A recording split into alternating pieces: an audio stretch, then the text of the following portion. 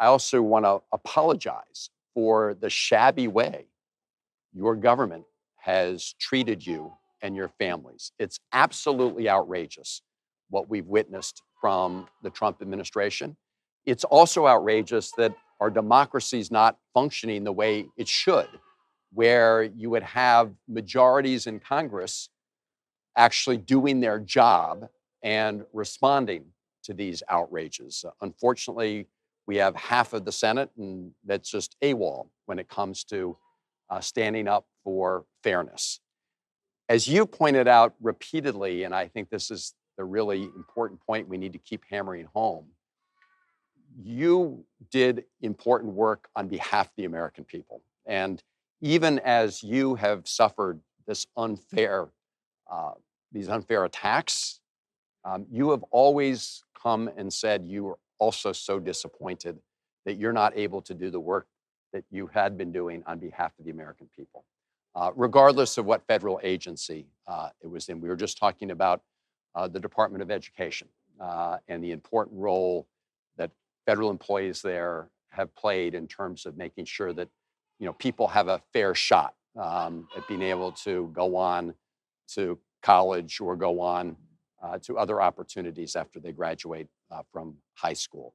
And this administration is pulling those opportunities out from under people when they get rid of the people whose job it is to administer those kind of programs.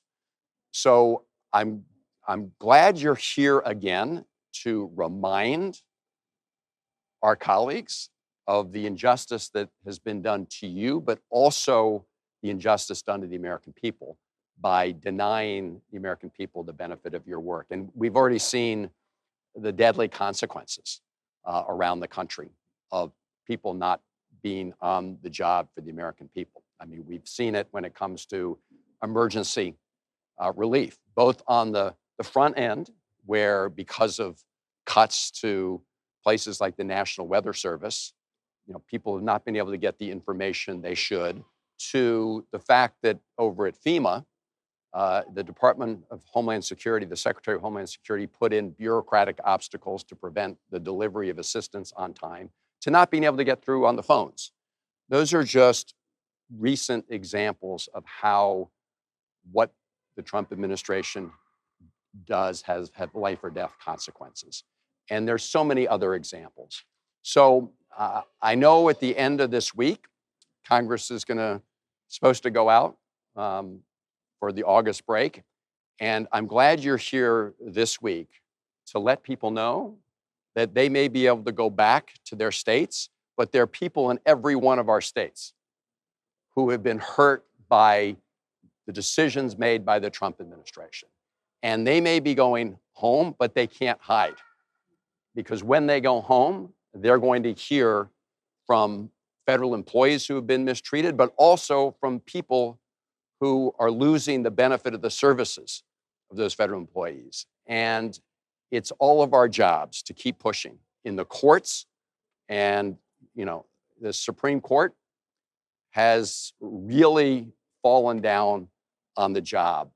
In so many cases, they've made a decision without making a decision. In other words, they've told the Trump administration, go ahead and fire people. We're not going to reach a decision on the merits while we think about whether this was lawful or unlawful. And I think it's clear these have been unlawful. While we think about it, it's okay to go ahead and fire people. So the Supreme Court has fallen down on the job.